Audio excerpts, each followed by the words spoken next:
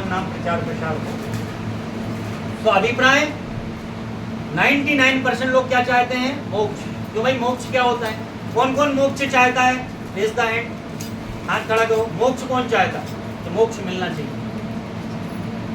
देखो बाकी जो नहीं उठा रहे, मैं उनसे दूसरा प्रश्न पूछूंगा इसलिए उठा लिया। मोक्ष कौन चाहता है? सब चाहता है। मोक्ष क्या होता है? अच्छा हाँ बताओ, मोक्ष क्या होता है?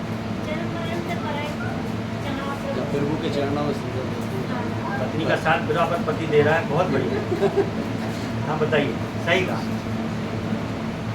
अच्छा आपने टिक लगा दिया, बोलने से चेष्टा नहीं करेंगे। और बताइए भाई।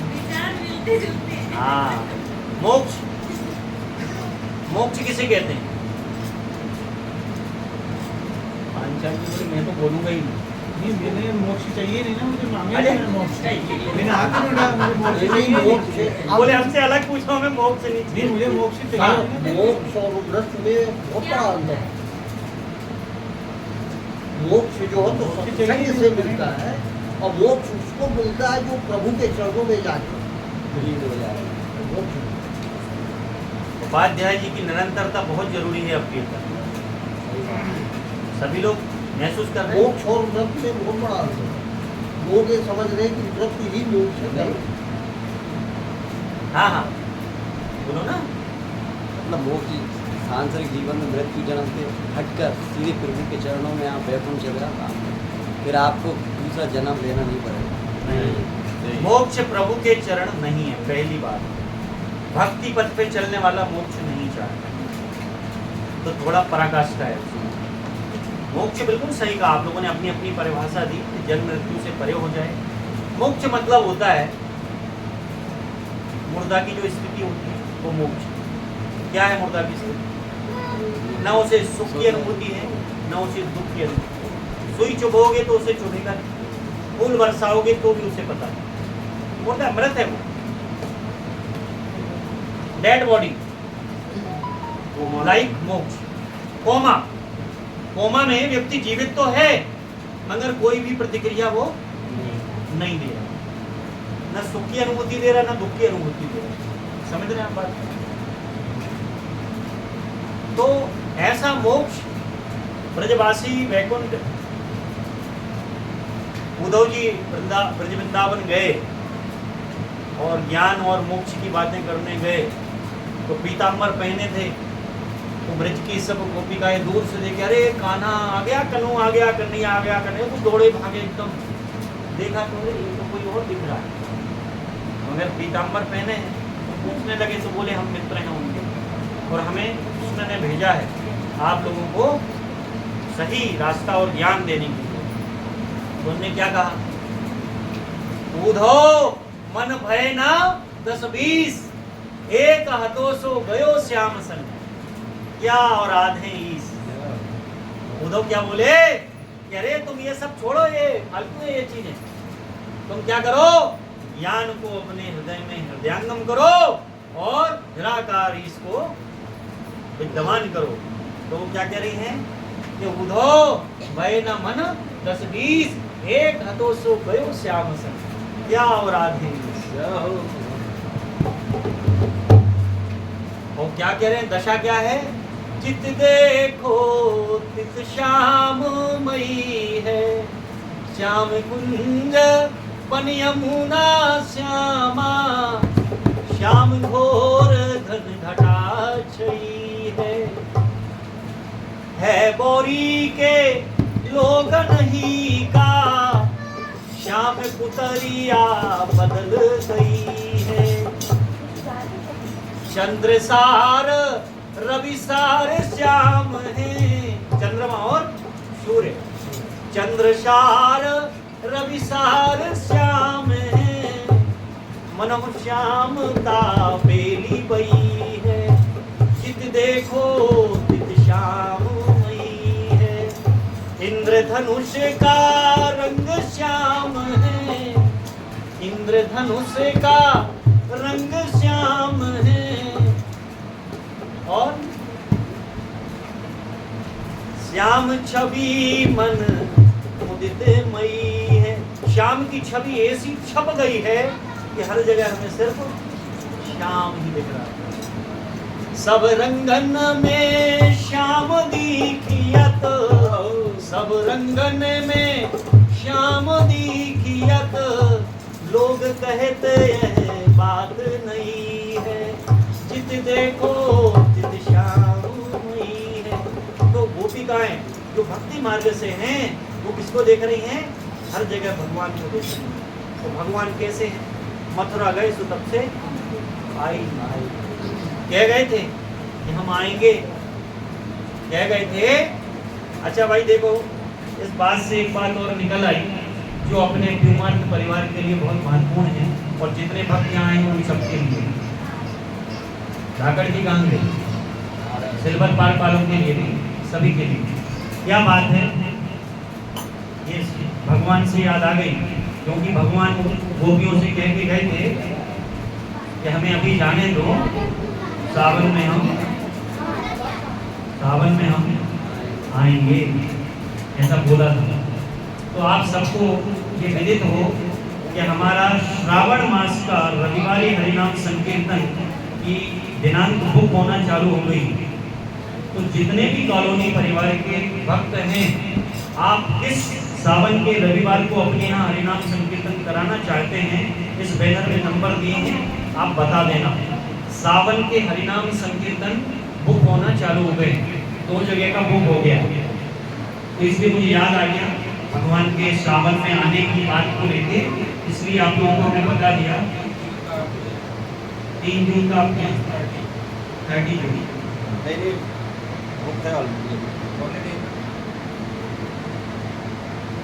तो अभिप्राय कि जिनको सावन का रविवार का हरिनाम संकीर्तन कराना है, निःशुल्क आयोजन है ये, तो पहले से आप लोग बता देंगे। मिश्रा जी हैं यहाँ, पांचाल जी हैं, दीपक जी हैं, है ना, इनको बता सकते हैं और नंबर भी दिए हैं, तो आप नंबर पे बता सकते हैं कि हमें रविवार को करवानी है।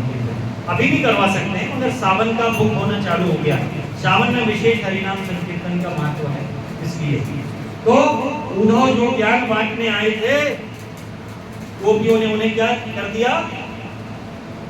प्रेम का रंग चढ़ा दिया। और जब उद्धव पहुंचे भगवान के पास तो क्या बोले? हे कान्हा, कितने निष्ठुर हो तुम। क्या बोल के गए थे? क्या बोल के गए थे? मैं अभी जाता हूँ, समझा के आता हूँ। और आके क्या बोले? अरे कान्हा, कितने निष्ठुर हो तुम, इतने प्रेम करते हैं तुम्हें, बोलो, और तुम्हें मन से भी लगी कि एक बार तो चले जाए। रो रो के किसको बता रहे हैं? भगवान को, कृष्ण भगवान को।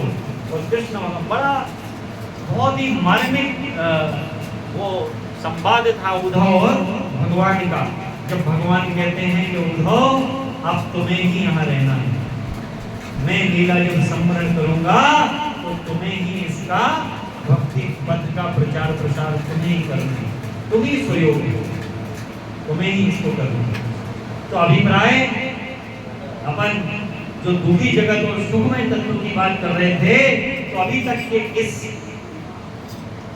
वक्तव्य में सारांश की बात जो निकल के आई कि सब जगत दुखी, एक भगवान नाम कीर्तन करने वाला भक्त सुखी।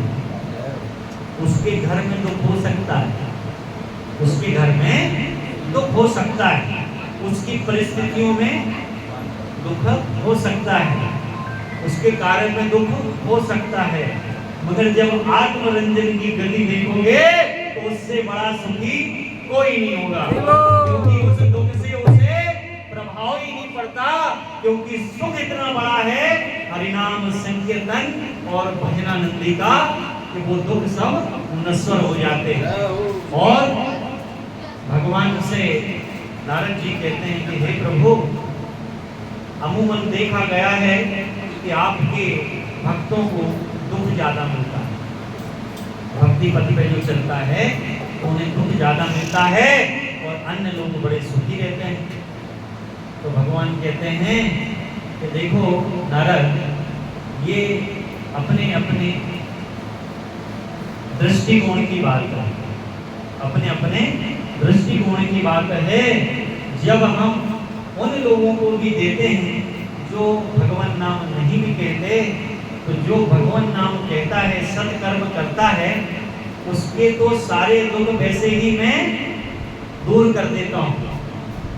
ये तो लेश मात्र के, आपने कर्मकांड भी करवाया होगा तो आपको बताया होगा कि आपकी कुंडली में ये ग्रह खराब है और इसमें आपको जेल जाना पड़ सकता है, इसमें आपको व्याधि से निपटना पड़ सकता है। ये आता है, मालूम आपको, ये आता है।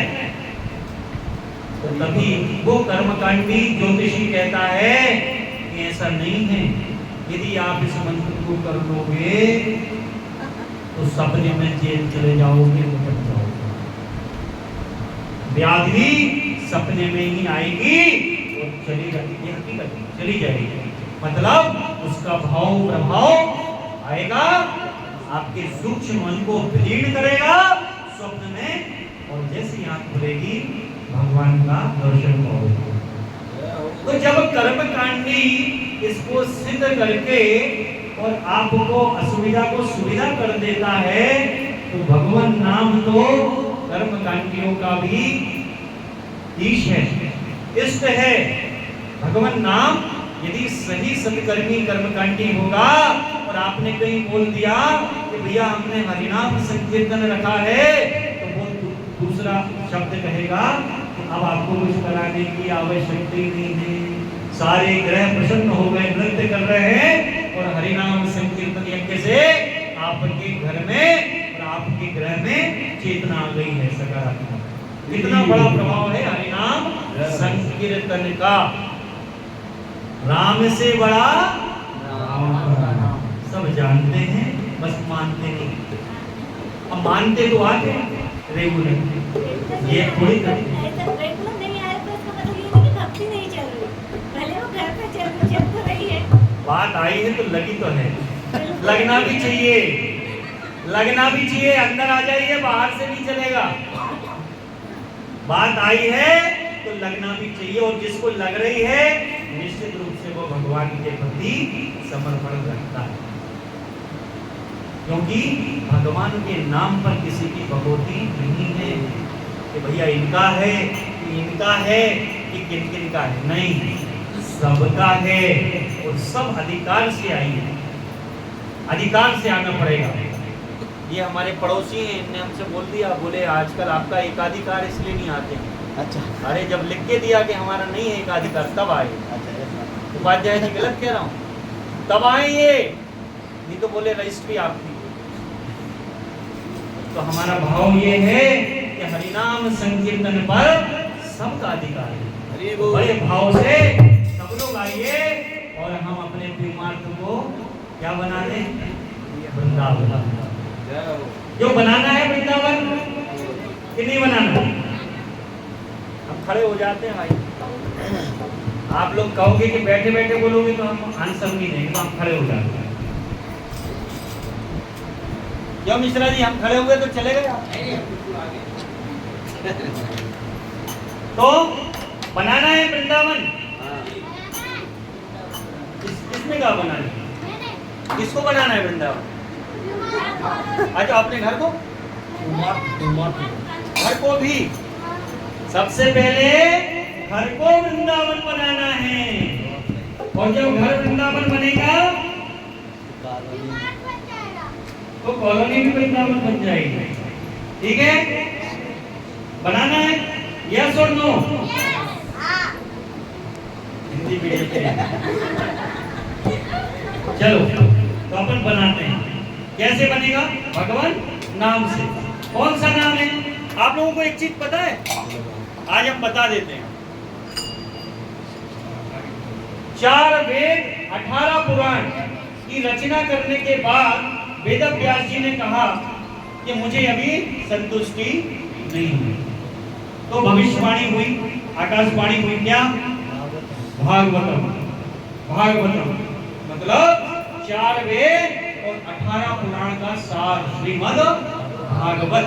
और श्रीमद् भागवत के अंतिम अध्याय में श्रीमद् भागवत का सार क्या? हरे नाम हरे नाम हरे नामैव केवलम, खलु नास्त्यैव नास्त्यैव नास्त्यैव